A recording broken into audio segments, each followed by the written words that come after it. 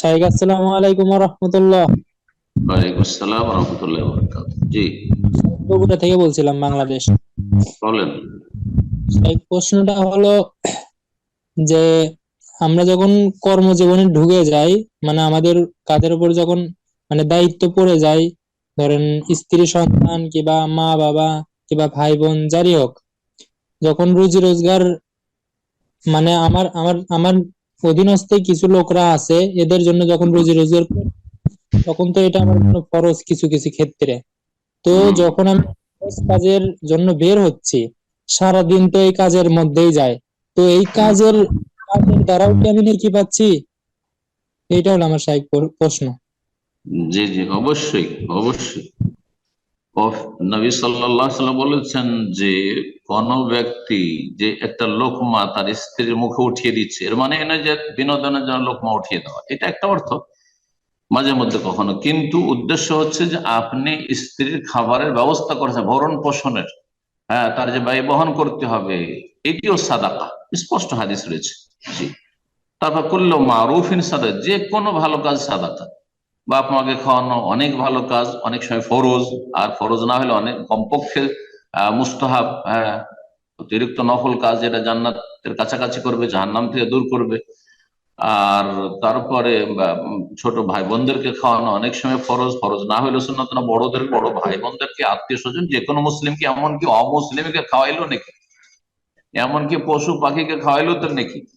তাহলে যে কোনো মানুষ রোজগার করে, সেটা ফরজের স্তরে হোক অথবা নফলের স্তরে, এমনকি নিজের পেটের জন্য। আপনি অন্যের কথা কেন বলেন? নিজের প্রথম কথা, রোজগার করা আপনার পেটের জন্য ফরজ।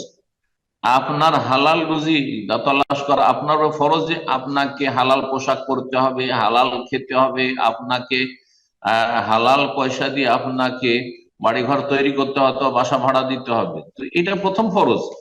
আগে আপনার খরচ ফরজ, তারপরে অন্যের পর আপনার স্ত্রী ছেলে মেয়ের পর। বুঝা গেছে?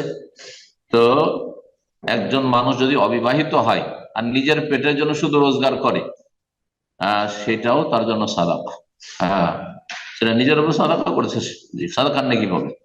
কুল্লু মারুফিন সাদাকা, প্রসিদ্ধ হাদিস। প্রত্যেকে নেকির কাজ, কল্যাণমূলক কাজ হচ্ছে সাদাকা। জি, বারাকাল্লাহ। ইসলাম অত্যন্ত ব্যাপক।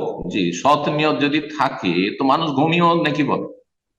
নেক নিয়ত নিয়ে এসা পরে তাড়াতাড়ি ঘুমিয়ে গেল কিসের জন্য? যে আমি তাহাজ্জুদ পড়তে উঠবো, অথবা ফজরটা যদি জামাতে পড়তে পারি, ফজর না মিস যায় আমার। আর দেরি করে শুইলে আমি ফজর, এই আমার 5-6 ঘন্টা ঘুম কমপক্ষে হইতে হবে, না হলে ফজর পড়তে কষ্ট হবে, এই নিয়তে ঘুমাচ্ছে। ঘুমটাও সাদাকা তার জন্য, ঘুমটাও নেকি। সমস্ত নেকা, সমস্ত মানুষ, মুসলিম জীবনটা হচ্ছে এবাদতের জীবন। মুসলিম জীবনটা হচ্ছে পুরোটাই এবাদতের জীবন। হয় সরাসরি এবাদতে লেগে আছে, না হয় এবাদতের সহযোগী কাজ করছে। খাওয়া দাওয়া কি যেন করছেন? সুস্থ থাকবো, সুস্থ থেকে আল্লাহর ইবাদত বন্দি করবো। জি। তো খাওয়া দাওয়া নেকির কাজ। জি। পানি পান করা নেকির কাজ। সমস্ত কাজ, মুসলিম জীবনের সমস্ত কাজ নেকির কাজ। বাস নিয়তে কি থাকতে হবে? প্রশস্ততা থাকতে হবে, যে আমি সব জায়গায় এহতেসাব, নেকির নিয়ত করি। যে কোনো কাজ করি নেকির নিয়তে। ডিউটি যাচ্ছি নেকির নিয়তে। হ্যাঁ, যে কোনো ক্ষেত্রে। জি, কাউকে টেলিফোন করছি খোঁজ খবর নেওয়ার জন্য, নেকির নিয়ত। কি আমার খোঁজ খবর নেয় না, তারপর আমি খোঁজ খবর নিচ্ছি, নেকির নিয়ত। জি, বারাকাল্লাহ ফিক।